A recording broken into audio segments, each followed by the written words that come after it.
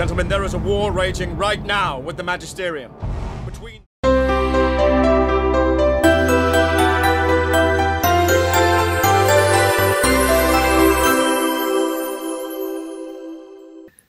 Salut à tous et bienvenue sur Clap de Fin. Aujourd'hui on se retrouve pour une nouvelle vidéo que j'avais envie de faire depuis un petit moment déjà. Vous le savez sûrement, c'est le Comic Con en ce moment à San Diego et du coup on a pas mal d'infos qui tombent sur les prochaines séries qui vont arriver.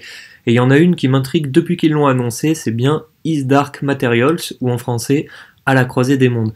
Une bande-annonce vient de sortir, je mettrai le lien directement dans la description pour ceux que ça intéresse. Alors je ne sais pas encore quel titre ils utiliseront en France, mais en tout cas c'est probablement la série que j'attends le plus cette année.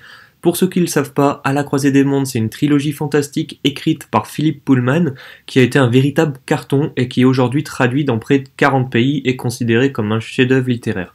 Pour moi c'est tout simplement la meilleure saga littéraire après Harry Potter. Dans À la croisée des mondes, chaque être humain possède un démon qui représente son âme.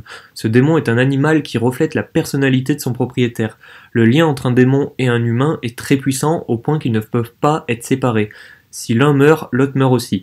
Lyra est une jeune fille qui obtient un alethiomaître, une sorte de boussole capable de répondre à n'importe quelle question et de toujours dire la vérité. Elle est l'une des rares personnes à être capable d'en déchiffrer un. Et dans le même temps, les scientifiques du monde entier cherchent à percer le mystère de la poussière, une matière ayant des propriétés magiques. Bref, j'en dis pas plus pour le moment, mais pour ceux que ça intéresse, Pullman s'est inspiré du poème Le paradis perdu de John Milton, un poème qui parle d'Adam et Ève ainsi que de leur expulsion du jardin d'Éden. Il y a eu un film en 2007 qui s'appelait La boussole d'or et qui reprenait les événements du premier livre. Malheureusement, même s'il y avait Daniel Craig et Nicole Kidman au casting, ça a été un échec.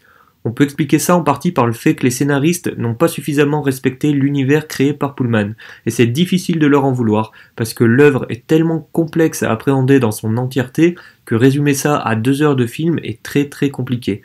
Je mets également le lien de la bande-annonce du film dans la description si ça en intéresse certains.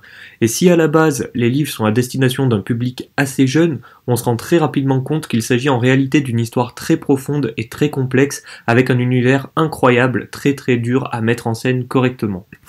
Mais si le film a été un échec, c'est aussi parce que la religion est souvent au cœur de l'intrigue et elle n'y est pas forcément dépeinte en bien. Comme je vous le disais juste avant, l'auteur s'est inspiré du poème Le paradis perdu qui parle du jardin d'Éden et ce n'est pas pour rien. La religion est vraiment au cœur du récit, au même titre que les thèmes du passage à l'âge adulte, de la raison d'être et de la complexité de l'univers dans lequel nous vivons, ce qui a tendance à parfois créer la polémique et qui a voué le film à s'auto-censurer pour faire plaisir en partie aux puritains américains. J'espère que la série ne fera pas la même erreur, d'autant plus que le premier tome est sûrement celui où la religion est la moins présente et ils ont quand même réussi à rater le film. Heureusement, ce ne sont pas les Américains qui vont faire la série directement, mais la BBC qui est une chaîne anglaise, bien que ce sera coproduit par HBO. On peut donc s'attendre à ce que le sujet soit abordé différemment cette fois. Alors pourquoi je pense que la série peut être un succès ? Tout simplement parce que le format s'y prête bien mieux de mon point de vue. L'œuvre est tellement immense que faire 3 films serait très compliqué. Alors vous me direz, Harry Potter, Le Seigneur des Anneaux, Le Monde de Narnia et bien d'autres ont réussi au cinéma. Pourquoi ce serait différent cette fois ? Et c'est vrai, mais j'ai toujours trouvé qu'une série permettait de bien mieux dérouler une histoire. D'ailleurs, c'est pas pour rien non plus que Le Seigneur des Anneaux et Harry Potter vont revenir en série très prochainement. Et on n'oublie pas par exemple Eragon, qui s'est complètement craqué au cinéma. D'ailleurs, si quelqu'un du milieu voit cette vidéo un jour, faites-en une série s'il vous plaît. Ensuite, je pense qu'ils ont conscience de l'échec du film et qu'ils ne veulent surtout pas retomber là-dedans.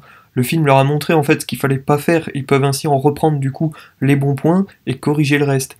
La série est créée du coup comme je disais par la BBC, mais elle est coproduite et sera diffusée aux États-Unis par HBO. La chaîne vient de terminer Game of Thrones, donc elle devrait logiquement beaucoup miser sur À la croisée des mondes, le temps que le spin-off de Game of Thrones débarque pour prendre la relève.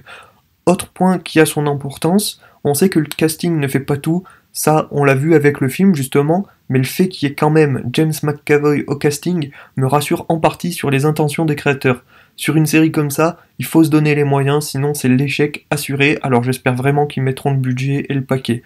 En tout cas, j'ai envie d'y croire pour cette série. S'ils arrivent à montrer toute la profondeur de l'œuvre sans tomber dans un côté enfantin, on aura une grande série. Et je pense qu'ils savent pertinemment qu'il faut le faire pour le grand public et que les gens aiment que ce soit assez violent. Surtout après le passage et le succès de Game of Thrones, Je trouve que le timing est excellent pour sortir une série de ce genre, qui a désormais de bonnes bases pour s'approprier les codes d'autres réussites du cinéma et du petit écran. Voilà, c'est tout pour cette vidéo, j'espère qu'elle vous aura plu et que vous aurez envie de regarder la série maintenant. N'hésitez pas, comme d'habitude, à commenter, à liker, à partager et à activer la petite cloche. À bientôt sur Clap de Fin.